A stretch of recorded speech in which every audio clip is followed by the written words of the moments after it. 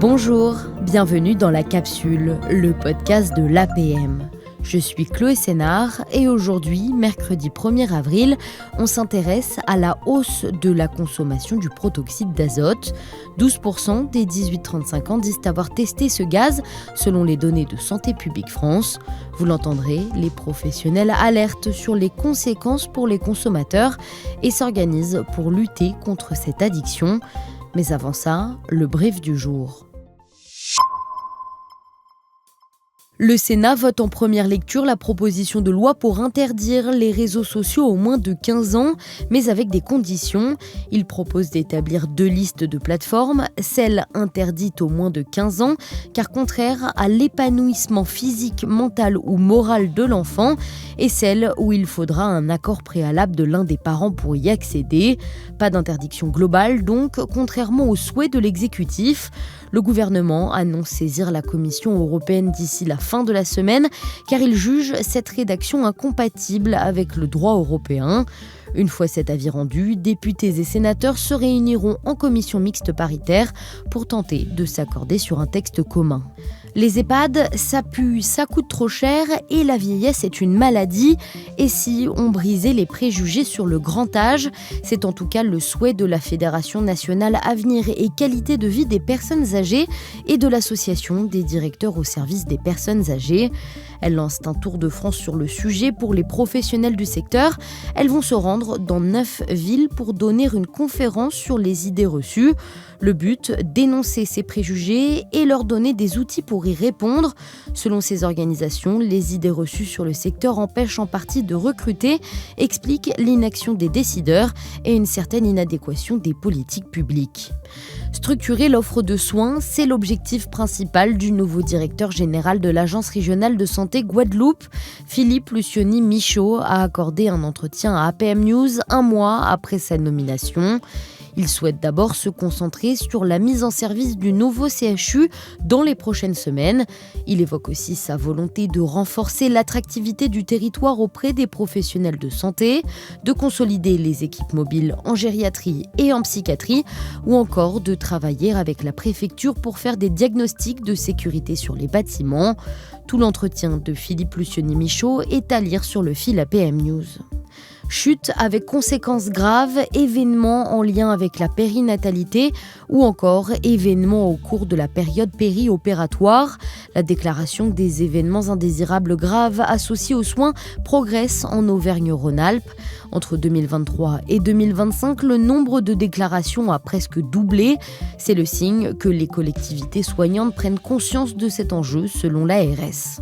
Le lien entre pesticides et cancer de plus en plus clair selon une étude franco-péruvienne publiée aujourd'hui dans Nature Health.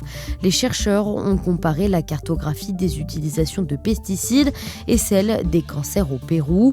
Ils mettent en évidence des lieux avec une association entre exposition élevée aux pesticides et taux élevé de cancer. Le risque de développer un cancer est en moyenne 150 fois plus élevé dans les territoires les plus exposés.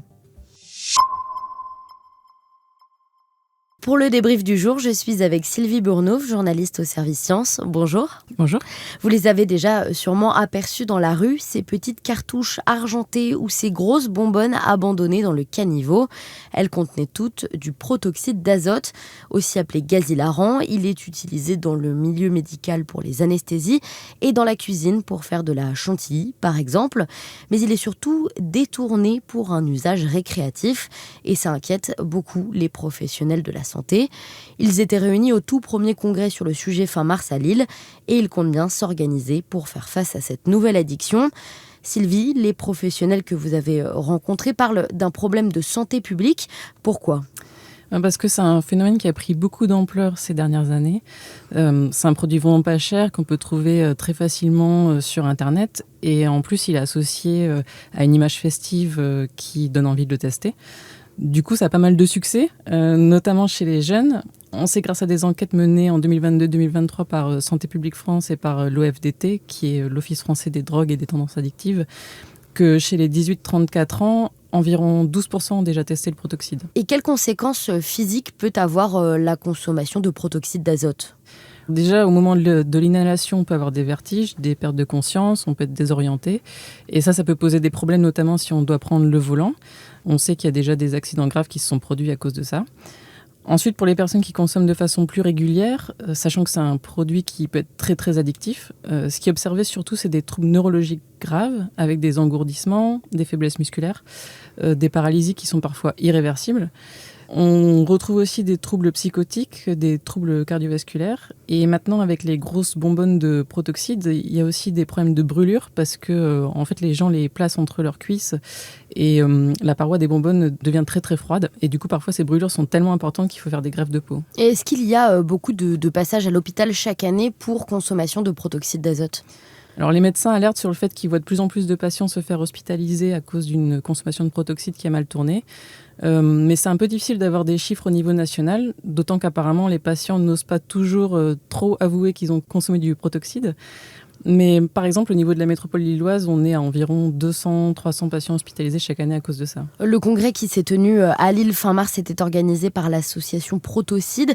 Que propose-t-elle pour faire face à cette hausse de la consommation ? Protocide, c'est un réseau associatif qui a émergé à Lille en 2020, lorsque des cas d'intoxication ont commencé à se multiplier. Et sa mission, c'est de développer un réseau national de professionnels de santé et de scientifiques qui sont impliqués dans la prévention et dans la prise en charge médicale des patients qui consomment du protoxyde d'azote. C'est dans cette optique qu'elle a organisé le premier congrès sur le sujet. L'idée, c'est qu'un réseau de soins puisse se constituer sur tout le territoire. Et comment ça va s'organiser, ce réseau de soins ? Alors actuellement, il y a 10 centres de compétences en métropole avec des équipes pluridisciplinaires qui sont soit en place, soit en cours de structuration. Et l'association aimerait bien que d'ici à la fin de l'année, il puisse y avoir au moins un centre par région. Et comment peut aussi s'organiser l'aspect peut-être préventif sur la consommation de protoxyde d'azote ?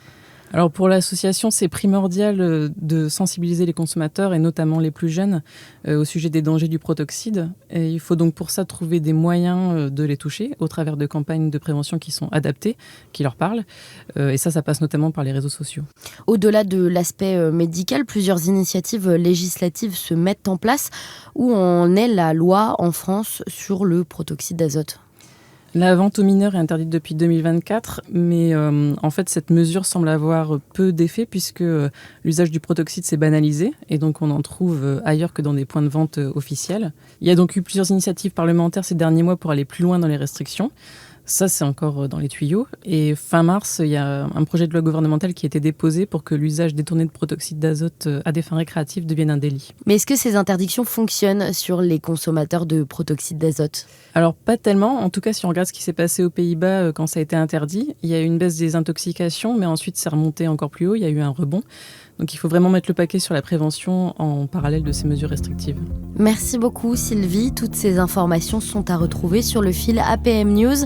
À demain pour un nouvel épisode.